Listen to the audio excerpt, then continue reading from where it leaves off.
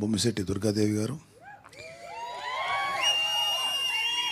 బొమ్మిశెట్టి భాస్కర్, మాధవరెడ్డి, షేక్ సైబుద్దీన్, కోలా నాగరాజు, దేవిరెడ్డి శ్రీనివాసరావు, బండారుపల్లి సత్యనారాయణ, చెన్నమల మధు, షేక్ శ్రీనివాసరావు, రామరెడ్డి వెంకటేశ్వరరావు, చెన్నా వెంకటేశ్వర్లు, లక్ష్మీకాంత్, శ్రీనివాసరావు, బొమ్మిశెట్టి భాస్కర్రావు, పగడాల రాధాకృష్ణ, పణికుమార్, హనుమంతరావు, రఘుబాబు, వెంకట్రావు గారు, వీరబాబు, శ్రీనివాసరావు, కాసయ్య.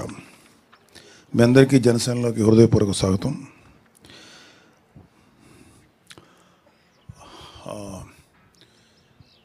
మీరందరూ మీ నేపథ్యం, మీరు ఏ పార్టీ నుంచి వచ్చారో, లేకపోతే అసలు ఏ పార్టీ లేకుండా ఫస్ట్ టైం చేరుతున్నారా, ఎన్నిటి మీద నేను మాట్లాడదలుచుకోలేదు. ఖచ్చితంగా జనసేన పార్టీ అంటే ఒక ఖచ్చితమైన డిసిప్లిన్ ఉంటుంది. మా అందరి ఫస్ట్ ఏజెండా ప్రజల వెల్ఫేరు, ప్రజల బాగోగులు చూడటం. ఇది మాకు మా నాయకుడు శ్రీ పవన్ కళ్యాణ్ గారు చాలా గట్టిగా నేర్పించినటువంటి పాఠం. లేకపోతే ఆయన ఆశయాలు మా మీద బాగా పనిచేసి ఇలా చేశారు. వారి అడుగుజాడలను మేము అందరూ నడుస్తున్నాం.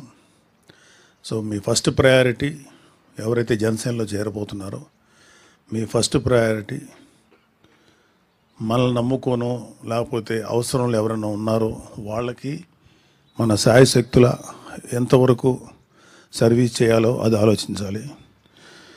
అంతేగాని జనసేనలో చేరుతున్నాం, ప్రభుత్వంలో మనం ఉన్నాం కాబట్టి జనసేనలో చేరి మనం కూడా అడ్వాంటేజ్ పొందాం అనుకుంటే, మేబీ ఎవరికైనా ఏదైనా అవసరం ఉండి ప్రభుత్వం వైపు ఉంటే అది డెఫినెట్గా చేస్తాం. కానీ కేవలం నాకు ఏం జరుగుతుంది, నాకేం చేసుకోవాలనే ఆలోచనతో మీరు ఎవరైనా ఉంటే మాత్రం అలాంటి ఆలోచనలు దయచేసి పక్కన పెట్టండి. అంతకుముందు మీరున్న ఏ పార్టీలు ఉన్నారో నాకు తెలీదు. సో నేను అంటే ముఖ్యంగా నేను ఇప్పుడు మిమ్మల్ని ఎవరిని అడగదలుచుకోలేదు, కానీ వైసీపీ నుంచి వచ్చే ఎవరికైనా సరే ముందు చెప్పాల్సింది ఏంటంటే, సెల్ఫ్ పక్కన పెట్టండి. మనం ఏం చేయగలుగుతాం అదే ముఖ్యం. అలాగే పార్టీ వాల్యూస్ని, ప్రెసిడెంట్ గారి యొక్క ఐడియాలజీని, ఆయన యొక్క ఆలోచనల్ని ప్రజల్లో తీసుకెళ్ళగలటం అనేది మనందరి బాధ్యత. సో ఇక్కడ ఎక్కడ కూడా వ్యక్తిగత ప్రిఫరెన్సెస్ కానీ నాకేంటి అనే ఆలోచనలు కానీ తావలేదు. మనం ఏం చేయగలుగుతాం ప్రజలకి, అవసరం వచ్చినప్పుడు అధికారం మన చేతిలో ఉంది కాబట్టి తద్వారా ఏమన్నా మంచి పనులు చేయగలుగుతామా, ఫస్ట్ దృష్టి దీని మీద పెట్టండి. మేమందరం కూడా గత 10 ఏళ్ళు దాటిపోయింది జనసేనలో చేరి. మేము ఎప్పుడు కూడా ఈ స్టేజ్ మీద ఉన్నటువంటి నాయకులందరం కూడా మా సెల్ఫ్ ఏంటి, మాకు వ్యక్తిగతమైన ప్రయోజనం ఏంటి అని ఎప్పుడు ఆశించలేదు, కనీసం అడగలేదు. ఆయన చెప్తుంటే మా నాయకుడు ఏదైనా చెప్తే దాన్ని చేసుకుంటూ వెళ్ళటమే తప్ప మాకు వేరే ఆలోచన కూడా లేదు.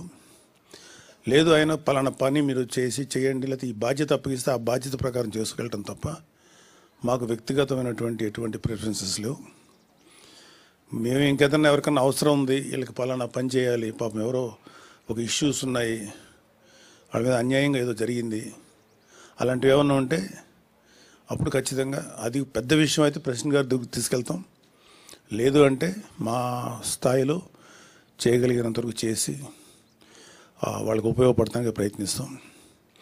అలాగే జనసేనలో మీరందరూ కూడా మంచి బాధ్యతతో ప్రవర్తించి బాధ్యతతో కనుక వ్యవహరిస్తే మంచి నాయకులు కాగలుగుతారు.